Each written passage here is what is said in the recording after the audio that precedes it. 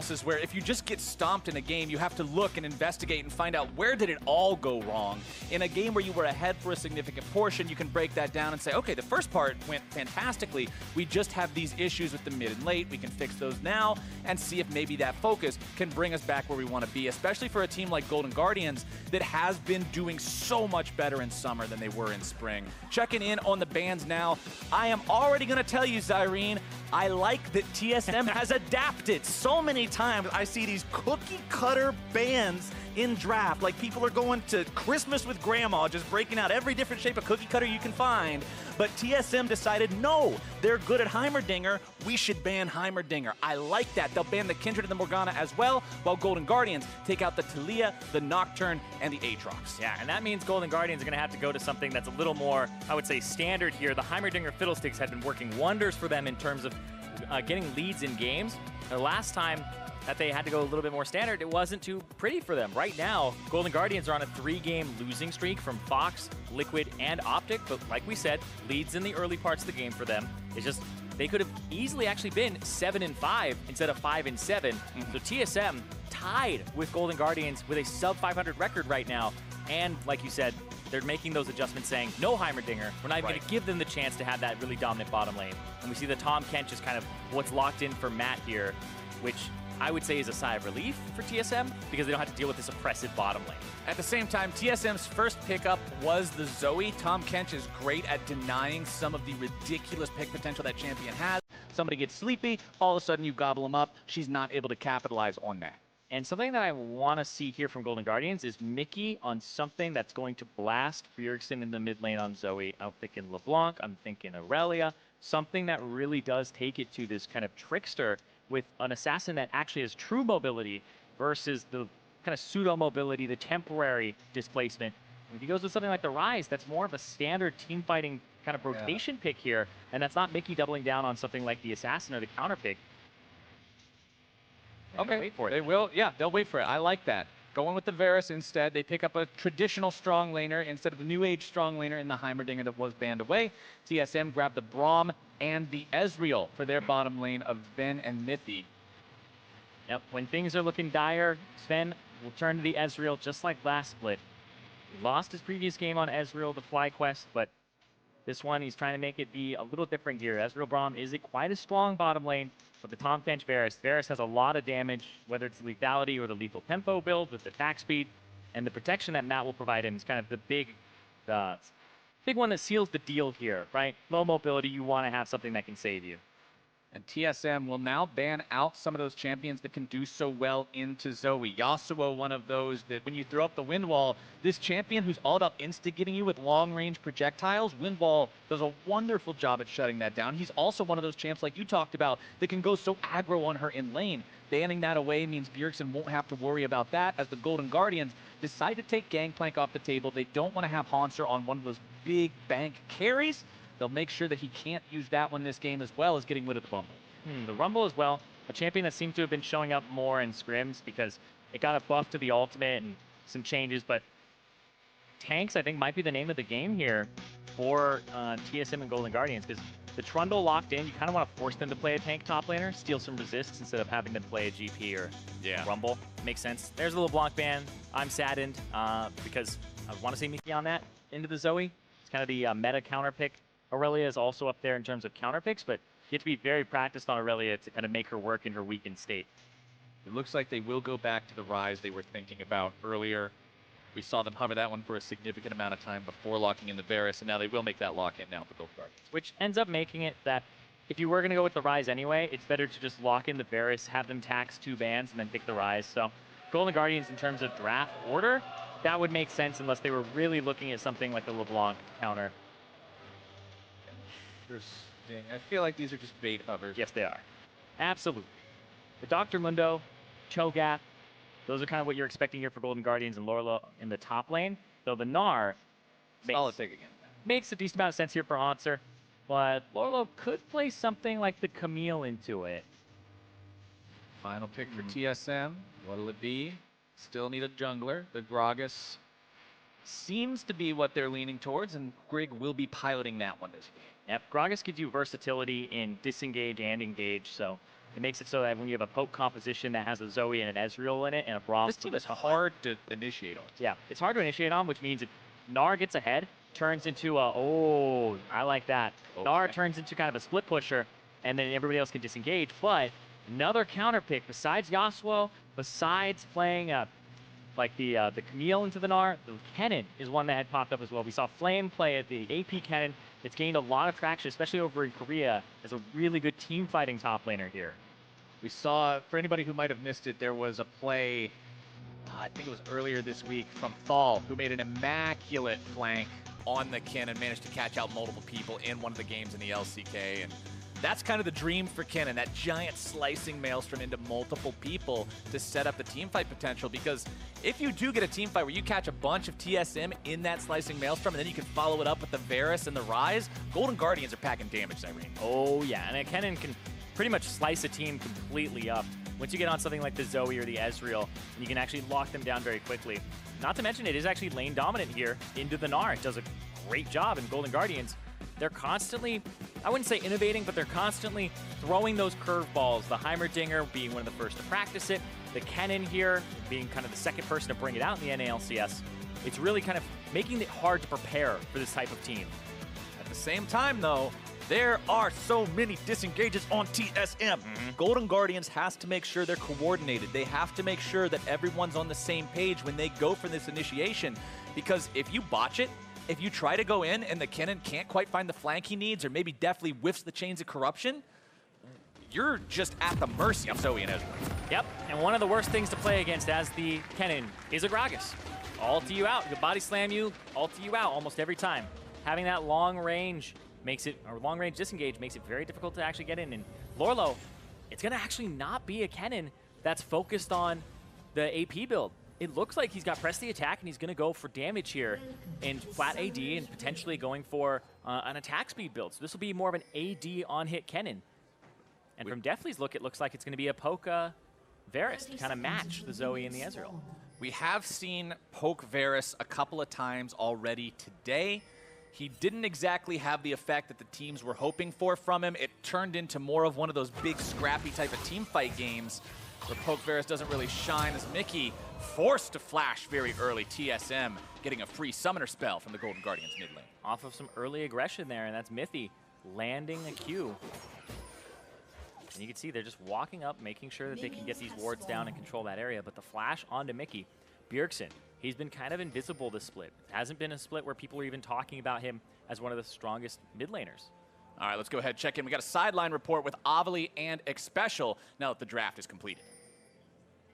Thanks, guys. Xpecial making his return to the stage as the strategic coach for GoldenGuardians. How did having you on stage helped in today's draft?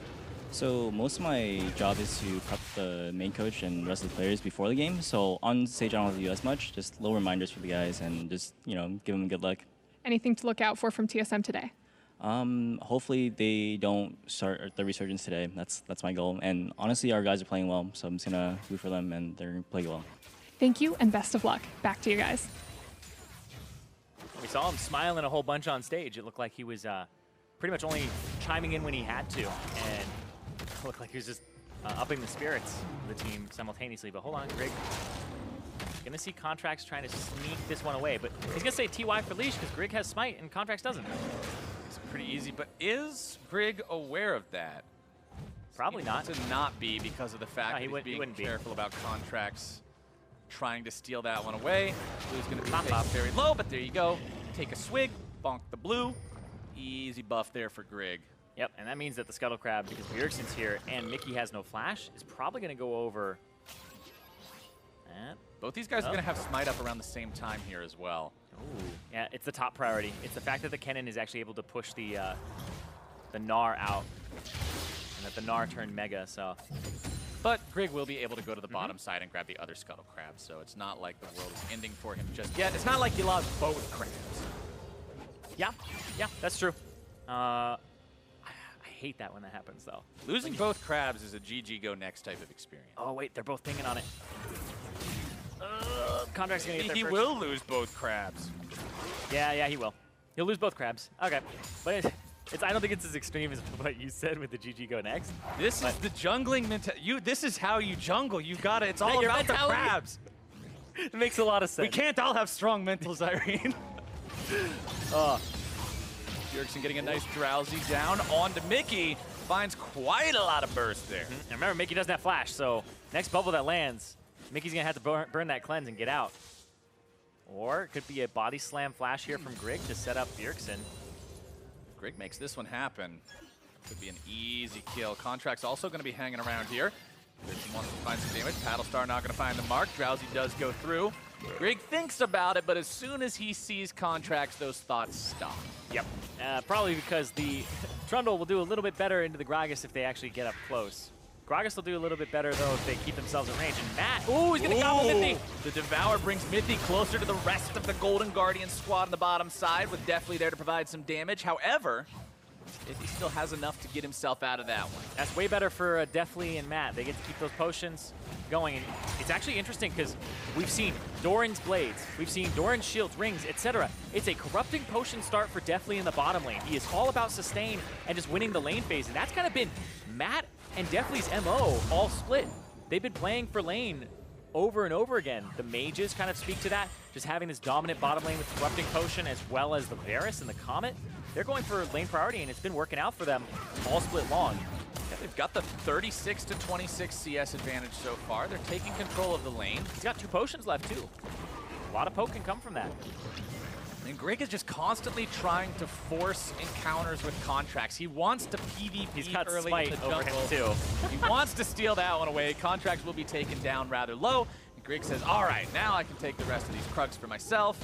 Throws down the barrel, and he'll farm up that extra little bit of gold. Yeah, when you play to your lanes that have priority or have like winning matchups or summoner spell advantage, then you can do things like this and keep the jungler tracked. Because when your lanes are shoving, all you really need to do as a jungler is not like gank, but find the enemy jungler. It's what Tracker's Knife used to do in advantages. You used to just put it down and just make it so the enemy jungler is always spotted and can't do anything on the winning side of the map, which made you kind of win harder. So he's just tracking the enemy jungler, keeping Contractz busy so he can't try to eat in the game up in terms of summoner spells.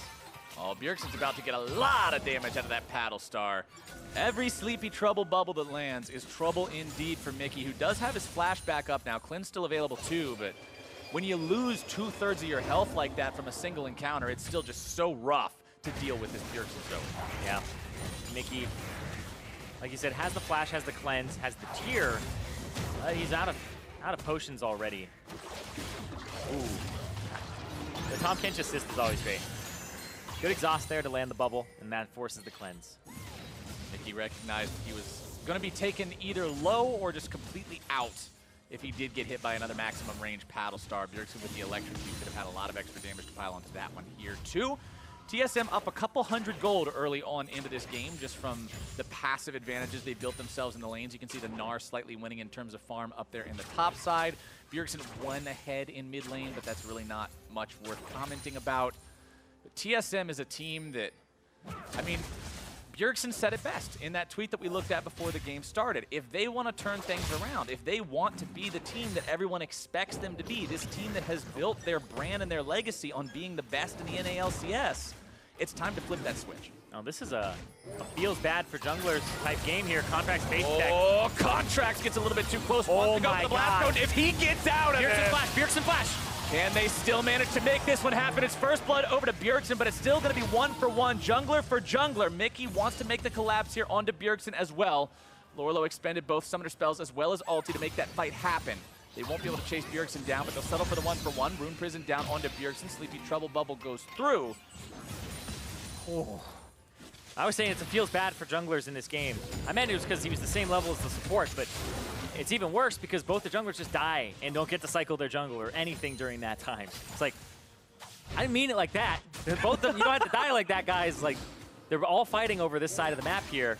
Contractz base checks, goes in, he gets the buff and levels up, but then Bjergsen picks up his flash afterwards, chases him down with it, and kills him with it.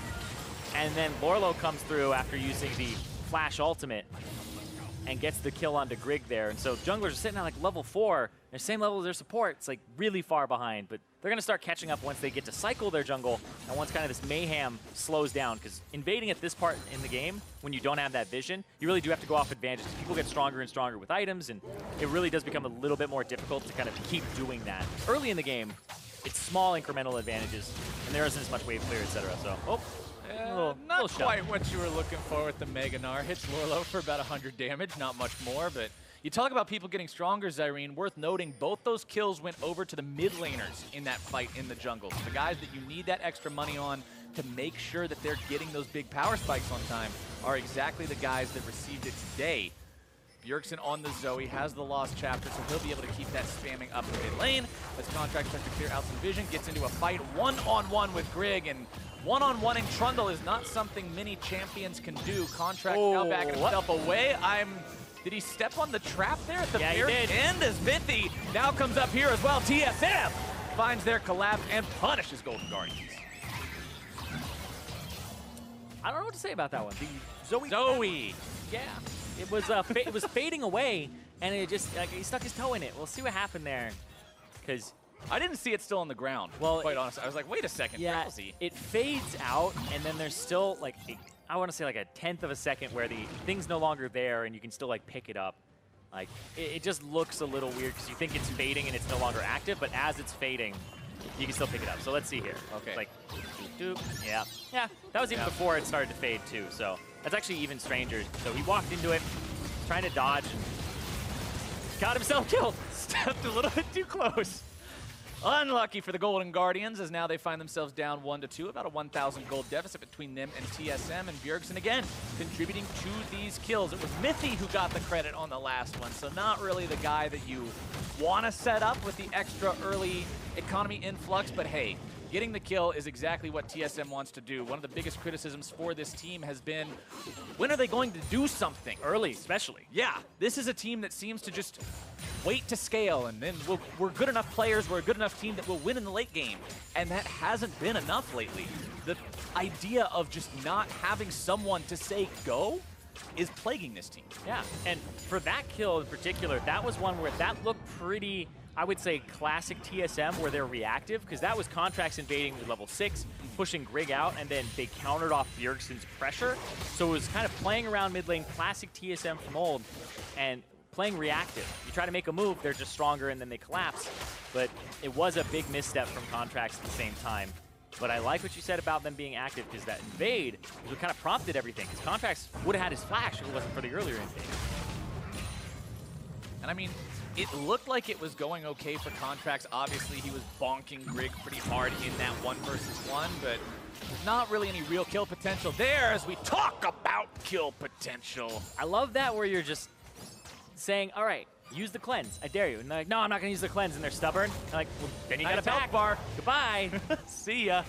Yeah, that's kind of the issue with Zoe and cleanse is you don't always know exactly how much damage you're going to be taking. And the Raptor will interrupt it. Raptor actually unsleeps you. But the damage, the Raptor will not save you.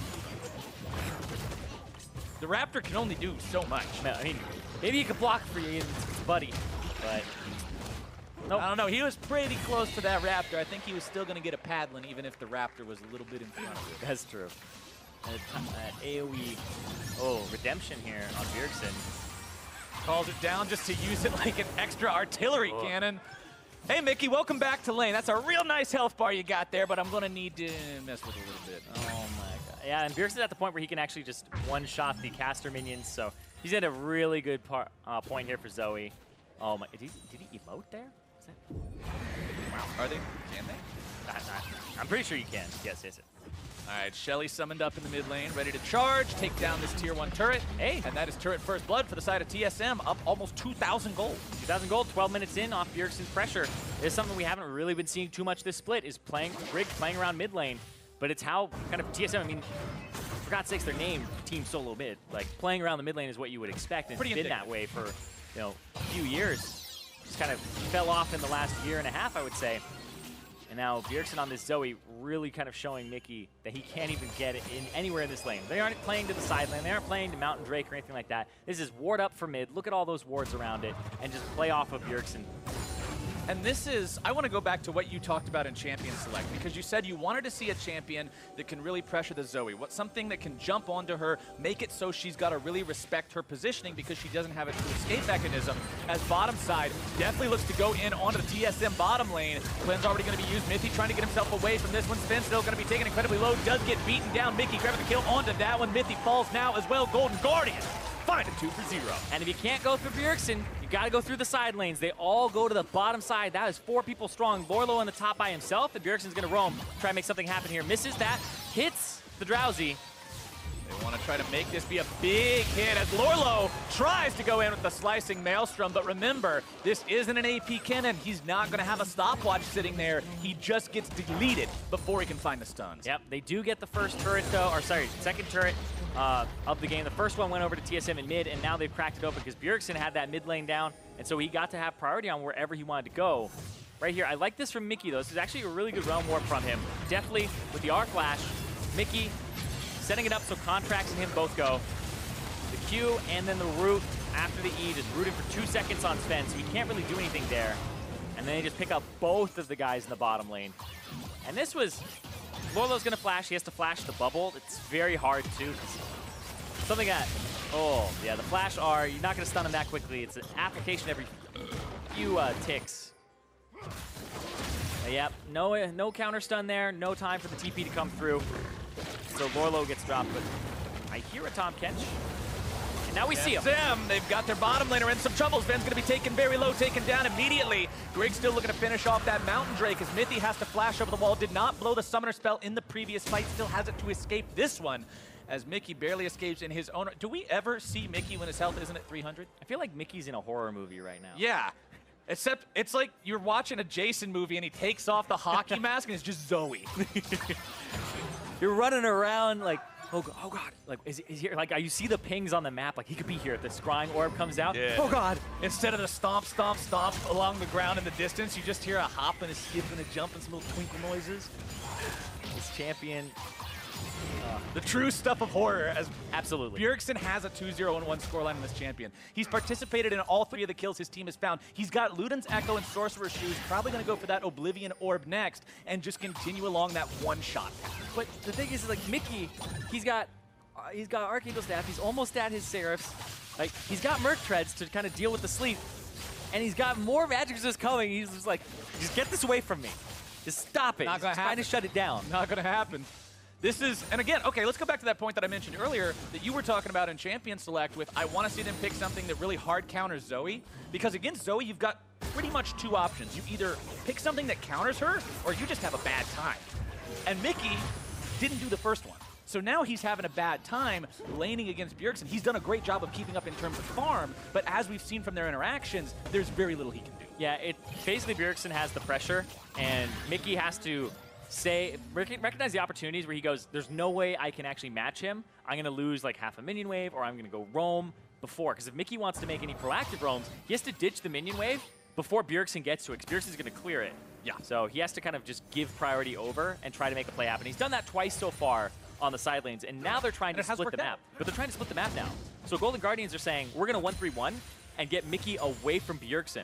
Which I actually think is smart. Yeah. That's perfect, because Mickey, again, I want to stress, against Bjergsen, he's not able to do anything. But when you look at the farm, it's very close. When you look at the scoreline, it's the same between these two. Despite the disadvantage of being in that unfavorable matchup, Mickey still found opportunity to make himself relevant in the game. And I think that's so important for a player who is sort of known for inconsistency before, who was known for both popping off and then also having games where he just couldn't get anything done. If you can take a player like that and give them consistency, that's when you really start to find that success. Yeah, when he's able to recognize opportunities. Looks like they're trying to make something happen on Hauntzer. He has Flash, he has Leap. Oh, that was right at the very end. They will force the Flash out with that one. Very good aim there from Deftly. Wow. On a skill shot that's honestly pretty well known for being one that whiffs a lot. Yeah, because a lot of people don't know like the maximum range on it. It looks like it's going to go further than it does. So he gets him right with the tip there. They have to expend 2 ultimates for a Flash. It's definitely worth.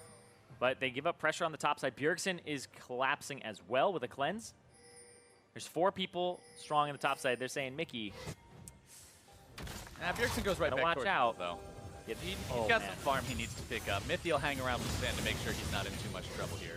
Yeah. When I said it was a horror movie, a lot of it is this vision here. They don't have any vision in this jungle. Like Zoe, she could be anywhere. Horror movies aren't scary in the daytime, Zirene. It's got to be dark. Some of them are. What kind of horror? Maybe I have never seen a horror movie as scary in the daytime. They just turn into memes. All right, maybe one day I'll see something like that. Maybe that'll make sense, but I don't know. You give me at least one good example. Yeah, you're pretty Chad, so I guess. And I will watch it in the middle of the day with the lights on. Yeah. Okay, yeah, I'll find one for you. Okay, that's what we're going to do sometime later. I'll report back to you all and see if Zirene was right or if this is actually just one gigantic bamboozle like I think it is. But for the time being, TSM will continue maintaining a slight gold lead of around 2,000 compared to their opponents. They've had this for a little while.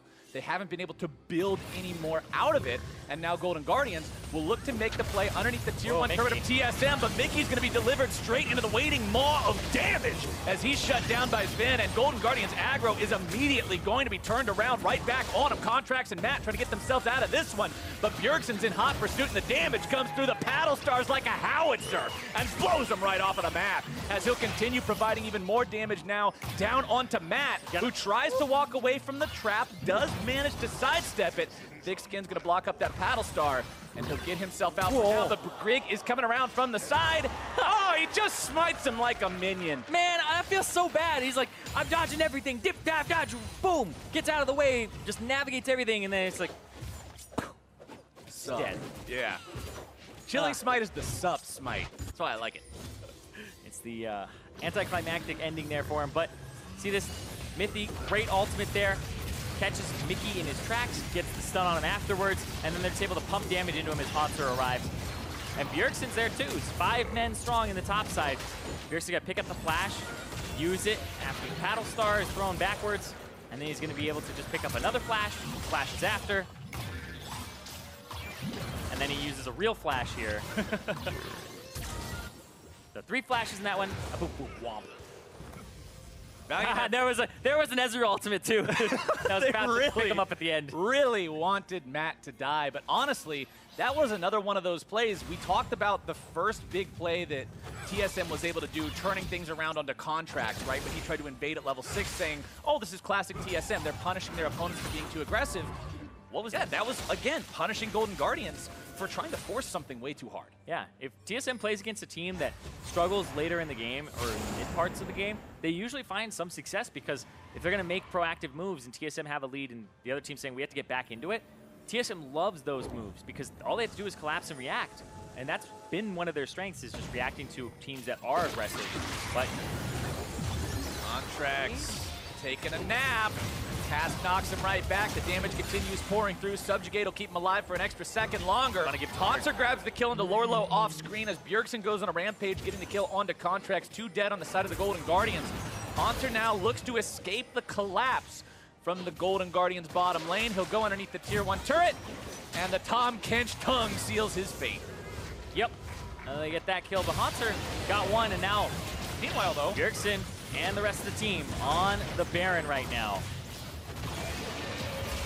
Should have plenty of damage to finish this one off. Again, enemy jungler's dead. Yeah. They know that there's 2 bodies mid lane, 2 bodies dead. The only person that could interfere with this is Mickey, who's not in any sort of a place to try to contest 1 versus 4. TSM easily grabbed that objective. And we've been seeing Contractz do well on things like he had Nocturne, Camille, Kindred in his last few games, Xin Zhao. The Trundle is a champion that isn't that aggressive for him, and playing it in this game, we're seeing what it looks like. And right there, oh, the red buff from Hauntzer is what finishes him off. And with Contractz picked off, like you said, exactly, they're going to go straight to the Baron and pick that up.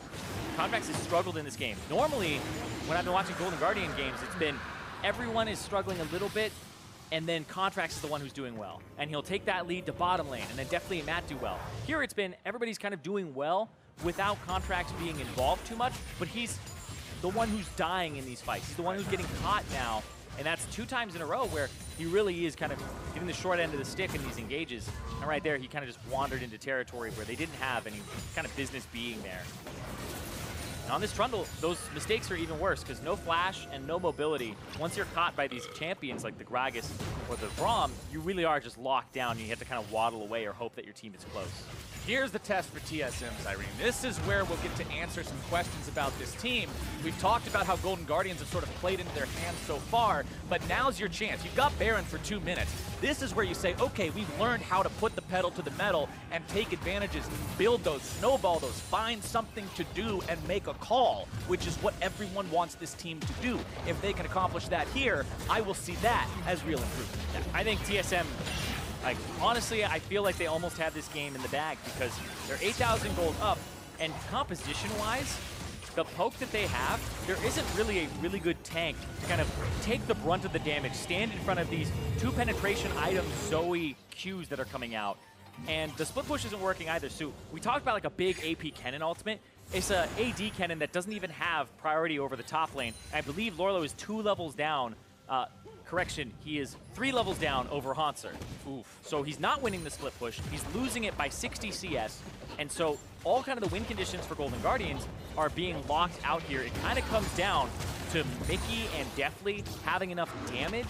But at this point in the game, they have to find the right engage. And the composition's not really geared towards that. It's more defensive from both sides. TSM will continue their push here in the bottom side. Trouble Bubble flies out over the wall, will not find its way onto anyone. Paddlestar also going to miss there onto Deftly. True Shot Barrage does find some damage there on the back end, as TSM have now taken down every turret outside of the enemy base. We talk about needing to be decisive and needing to make calls. Well, breaking into the enemy base is where you can really show off those skills, as TSM mounts up the push in earnest here on the bottom side. Killer comes down from Contractz. We're going to shut that down as Bjergsen does land the Trouble Bubble down onto Contractz. Matt doing a good job keeping him safe, but I can't say the same thing for the turret, which is now going to be taken down. mithy forced to flash away as the GoldenGuardians are in full retreat. Lourlo will look to hold the mid lane away from Grig, but it's bottom side that has already been busted open, and GoldenGuardians are starting to lose everything. Yep, lost that bottom inhib. Mid inhib is one that they could potentially go for, but the Baron buff is wearing out in 15 seconds. It looks like they want to reset while they still have those empowered recalls. Clear out the jungle, take everything. There's not a scrap left at all in the top side jungle for GoldenGuardians to clean up here. And that's a feels bad man for Contractz. Level 12, 2 levels down, can't get anything. Nothing is left for him here. And the horror movie only becomes more real now as you're this far behind against the pick potential of Zoe and Gragas. Everything on your side of the map is just dark. GoldenGuardians controls nothing. They barely have control in their own base now that that inhibitor is down as well, and you've just got to be so cautious. One step too far. Just one little movement into a brush that might be warded. Somebody's dead, and TSM's knocking on the Nexus. Yep, and TSM, they're gearing up for that right now. Almost 10,000 gold lead for themselves. The Mountain Drake is coming up big for them in these pushes. They don't have to spend as much time on these turrets.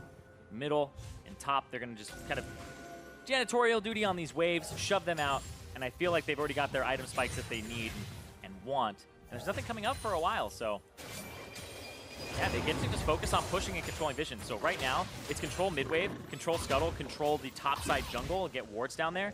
So you're going to expect to see mithy and Grig kind of team up here and push up. Yeah, that's what it is. Top wave shoved in. Put down the wards so that they can continue pushing later. And this is the setup for how TSM are going to try to close the game. GoldenGuardians are going to try to stop that from happening. This is kind of where they have to do a little bit of resistance. They're putting down these wards, but they're not staying alive for any amount of time at all. It just goes right back to that perfect dark state where there's nothing that GoldenGuardians can do to try to resist it. They've got to wait for TSM to come in and hope that they make a mistake. Hope that Bjergsen Zoe or Zven's Ezreal put themselves in a spot where GoldenGuardians can maybe collapse with a nice slicing maelstrom, because aside from a big TSM error, I don't see a way GoldenGuardians force out a team fight. Yeah, and even when you're an AD Kennen, it is a stark contrast to when you're an AP Kennen. The ultimate is a very brief stun. It's more the damage when you're AP, and he's pretty much itemized full AD. He doesn't have, he doesn't even have 2 items. He's looking at the Rage Blade after the Blade of Ruin King, but hasn't gotten there. So Lourlo very far behind in terms of curve, where everybody else is at like 3 items in terms of carries on the side of TSM. And I mean, I want to go back to the point that I mentioned when we saw Lourlo get dived onto the tier 1 turret. So much of Kennen, so many of the times you see a big Kennen play, is ulti plus stasis into the middle without even a stopwatch. Let's say the man gets into 5 people and does find a big ulti, and then Zoe hits him. and he dies. He's not getting out, yeah. Yeah, there's no way out of there, which just means it has to be that much more perfect, and I just don't know how you can find that opportunity as GoldenGuardians right now. TSM will continue just maintaining pressure for now, but not really going for anything. They seem to be pretty content waiting for the next Baron. This is where you play and you go, okay, well, TSM, this is where they get the passive kind of title, where instead of shoving up the waves, shoving up both, and playing for that middle part of the top side, they're doing that while getting Mountain Drake. They're like, okay, we did this. 30 seconds on Mountain Drake. Okay, pivot the plan. We're going for Mountain Drake now. Okay, and now they're going to go back to the top side and look for Baron, but the question is, can they do Baron without getting a pick ahead of time? Then you put the 50-50s on the table. So they're going to like control vision, push waves, and try to make it so that GoldenGuardians are hesitant to contest them at a Baron while they have 2 Mountain Drakes. Well, a 9,000 gold lead, as well as just the composition that they have with the pick potential. You would think that TSM would be able to force this here. GoldenGuardians, of course, will do everything they can to stop that. They've got to recognize that giving away this Baron means the game. Yeah, Bjergsen has almost no mana. He has the blue buff, so it's going to charge up a bit here. Double bubble goes down, lands on the ground, not really a whole lot just yet. Mickey going to be taken down to about half HP thanks to Paddle Star. Hauntzer still looking to chase these guys down. GoldenGuardians trying to disengage. Sleepy Trouble Bubble makes its way down into Contractz, who does get devoured up by Matt. Going to be kept safely thanks to that, as GoldenGuardians will get away this time. But look at TSM. Yeah, you used True Shot Barrage. And you did use the Gragas ultimate. I guess you've got that down now as well for the next... That can't be a long cooldown. Nah. No, about 60 more seconds. Yeah, and they're just going to clean vision, look towards the Baron, start it up, potentially pick, but they have 2 Mountain Drakes. They're just toying with this. This is kind of a setup, a bait. And GoldenGuardians, He's losing a lot of HP very rapidly. Zven's Ezreal, a real damage threat here. It's not just about Bjergsen anymore. Red Inhibitor respawns in the bottom side as TSM stay committed to the Baron. And GoldenGuardians will concede this objective. They decide to make their stand in the base. Yep. TSM were able to kind of chip them out, and that was only 2 people on the Baron for the majority of that. The other 3 were in the bush, kind of playing pick duty. Yeah, see, I saw your face when you're like, he's going to full clear this wave. Yeah, no. I was expecting cash money gold explosion. Nope. Didn't get it. You got the max W first, too. it's AD, it's not AP. Well, that was certainly less satisfying than I was hoping for, but GoldenGuardians now have a 10,000 gold deficit. They now have TSM coming after them with yet another Baron buff. The second one that they've had this game, which means it is powered up as well. TSM, lots of items on these carries too. The Void Staff completed on the Zoe, another needlessly large rod in the inventory. If you look at the Ezreal, QSS, Blade of the Ruined King, fully stacked Muramana, Trinity Force, these guys will put so much into this team that, like you said, Zirene, does not have a true tank to absorb it. You've got a Trundle with a Cinder Hulk and a Spirit Visage. What's going to happen when that Blade of the Ruined King Ezreal starts landing Qs? Ooh, pretty sure he's going to die? That would be correct, sir. Okay. That would be correct. Even the I got that one, but I feel like even when he takes a bubble like this, it's like he's going to take some damage afterwards. The minions in the way. The turrets are just slowly dropping, and also Hauntzer's doing work in mid at the same time.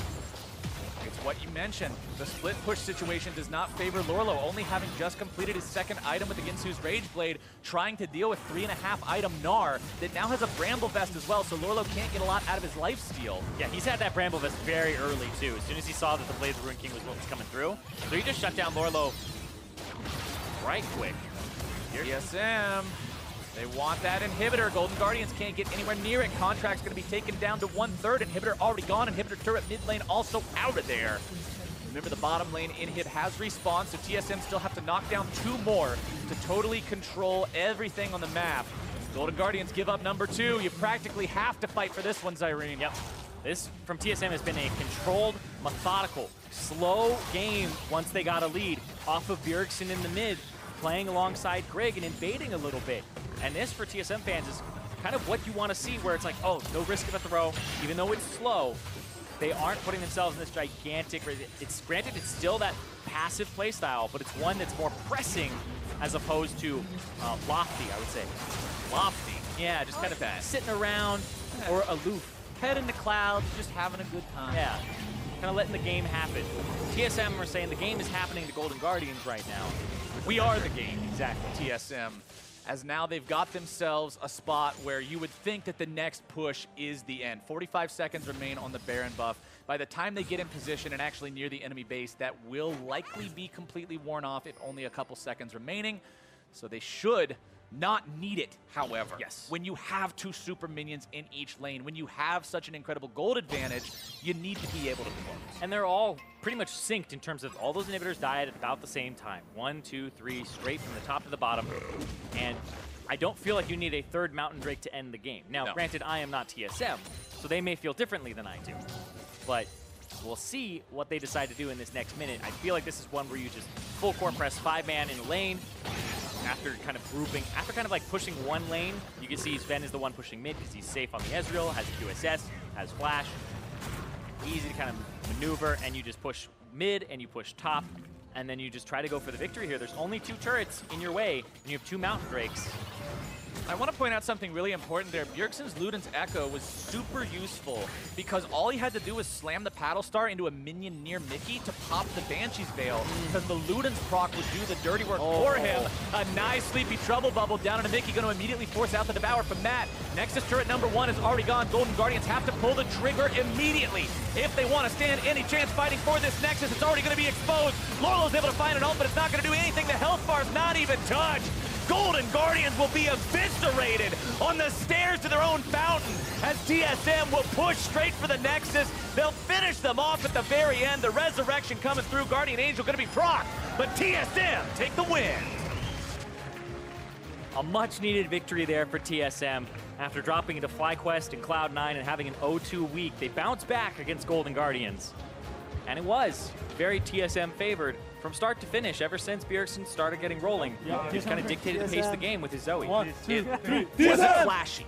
It wasn't a crazy, over-the-top climactic battle, but it was TSM showcasing the discipline to play to a style that, if nothing else, they know how to win with against an opponent that was not well equipped to deal with that strategy.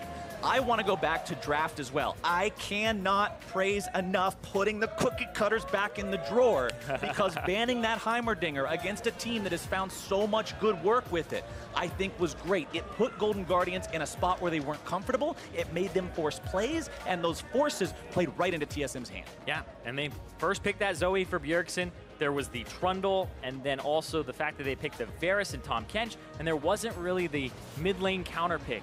And you saw mithy, he did a good job of going to side lanes. It just has to be more than that in the early parts of the game, in the mid game, or else TSM, with the lead that they got from Bjergsen, were able to spread that around and kind of just shove down the mid lane. They got the first turret in that lane, they were able to rotate that to another turret, and really did just kind of control it from start to finish off the invades. And back to the Bjergsen tweet again, I want to go back to home base, right where we started. Bjergsen said, we have to turn it around now. And quite honestly, that's true. We're getting to the point where we're in the last couple of weeks of regular play now. You've got to secure a playoff spot in a league where, honestly, it's a really close race.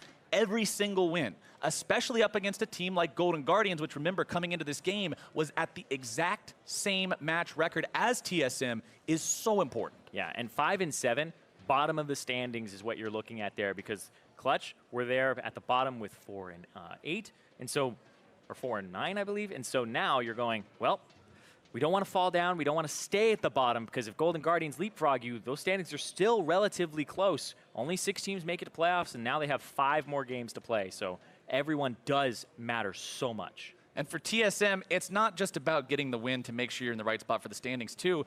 It's a morale boost. Yes. Coming off of a 0-2 week for a team that's used to always sitting at the top of the standings in the North American LCS ever since their inception, you need to break that and get back to a spot where you have that confidence again. And this has been a history-making split for TSM, because they have had 3 0-2 weeks this split. Throughout 2015 to 2017, they had 3 throughout those 3 years in terms of 0-2 weeks. So this has been pretty much the worst split they've had on record in terms of week-to-week performance, and this is where they need to turn it around if they want to keep that TSM power of old. Well, they've started it with a win here today, and to hear more about how they picked up that win, let's throw it over to the State Farm Analyst Desk. Thank you very much, gentlemen. 2 teams tied in the standings at 5 and 7 coming into this game. Every win important for them in their race for a playoff spot.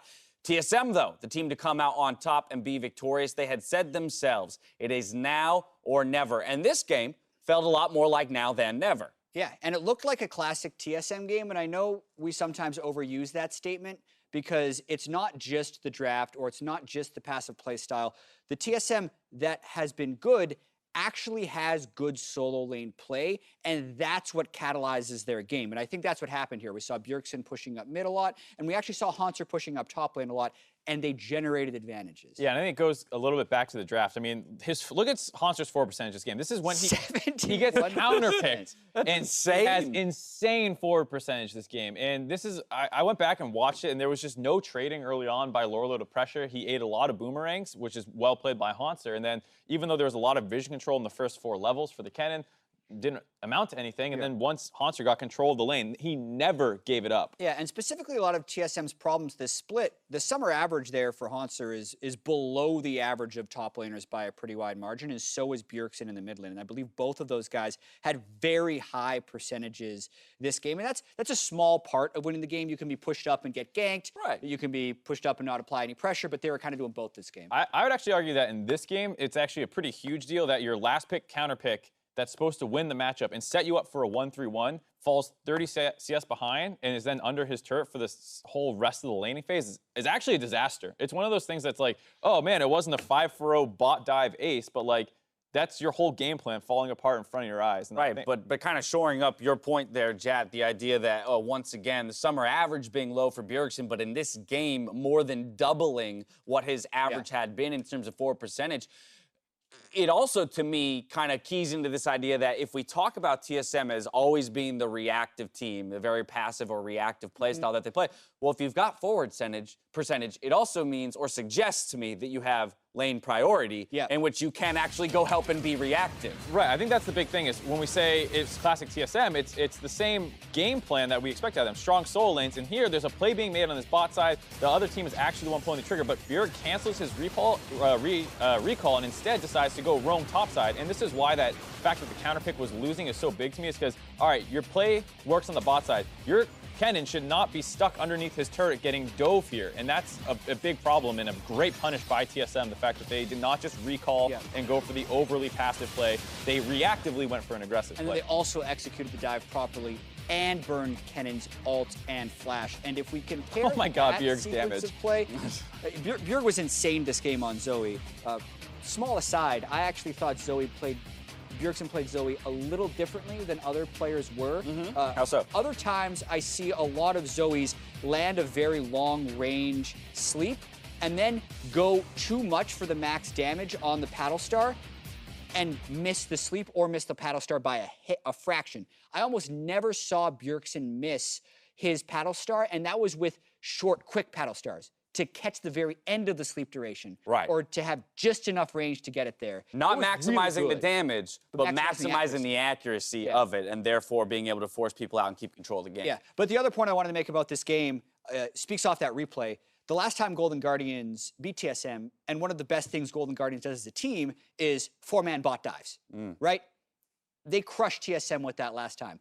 But the difference was they had 2 solo lanes pushed in, got the 4-man bot dive, got the turret, and TSM could do nothing. Here, they already had the mid lane turret down, they got the top laner dead, they got the top lane turret down, and then it doesn't matter that the other team crashed 4 bottom because you're reacting aggressively instead of reacting passively. Right, it continued all game long. Contractz lost his flash once, goes in for an invade, Bjerg punished that. There was a time that the other team went for a turret dive with no minion wave. Mithy gets popped instantly. Like, I think GoldenGuardians had a lot of mistakes this game, but it was good to see that TSM was being the aggressor and kind of forcing a lot of those mistakes with how forward they were in their lanes. A very solid victory for TSM here in Game 5 on day 1 of Week 7. If we pull up the standings, though, we see that the Spring Split champions Team Liquid currently have sole possession of first, with 100 Thieves and Echo Fox sitting 1 win behind them in second, while Cloud9 holds 6th alongside TSM.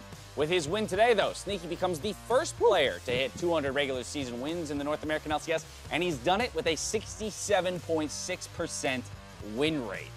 That's pretty good. More than 2/3 of his games. You can see right here, there's Bjergsen with about a fraction higher win rate, 20 wins behind him, and Hauntzer right down at the bottom as well, as competing with Sneaky's win rate. But When it that's comes to win rate, absolutely. yeah. I mean, we talked about it the whole day actually. C9s and TSMs, the history of success these guys have had trying to get it back this split because it hasn't been that way. Only one player on this list is not currently playing in the NALCS, and that would be Xpecial, who's on stage with GoldenGuardians Yeah, can as his a wins coach. still count when he's on stage? You just keep racking them up. Right. Wild Turtle, it's important to note that he is very close to also hitting that same benchmark, so we'll continue to track that for FlyQuest through the end of the split because he very much has the ability to do so with their remaining games. Yeah, but it's still going to be tough. He needs to win 2 of the next 5, I believe. Exactly. And, I mean, it's a really neck-and-neck race, so it actually could be harder than we think to break the 200 mark. Might come on the last day of the split. That'd be fun. But with those wins today, I want to see how your predictions went. We take those. My goodness. He called it out. He goes, I don't think I've had a 5-0, and then he comes in hot with the 5-0 today. I said I was going to do it, and I did it. I did it. I also said 32 other teams would win games when they didn't. Right. So we're even. The most important thing is that we beat the fans. Like, Yeah. They had a good, lucky day against us last week. We clearly demonstrated you don't know what you're talking about. I wonder what the total. I wonder what the total is across those 2 days because they were 5-0 and then I think 2 I had a 3, 1-4 day and a 4-1 day, and they had a 5-0 and a 2 and 2 and 3. Yeah. So they Yeah, were they're 7 still and better 3. than me, but they're still better than Mark. let's not get into the I had details. a really bad Sunday Get last in the week weeds. Yeah. with predictions. Alrighty, well, let's see what we have coming up tomorrow in our schedule, presented by Jersey Mike's. First up, Team Liquid looks to hold on to first place versus FlyQuest, with Cloud9 facing Counterlogic Gaming for Game 2. Freak, Wild Turtle, and JJ will be bringing you Echo Fox versus TSM from the NALCS Lounge on Riot Games 2. And now I know what you're thinking. But Dash, I need more LCS now. Well, don't worry, because as soon as we sign off, the EU LCS broadcast goes live for your viewing pleasure. But now for myself, the cast, and the entire live broadcast crew, thank you for watching, and we'll see you tomorrow for more of the NALCS. Good night.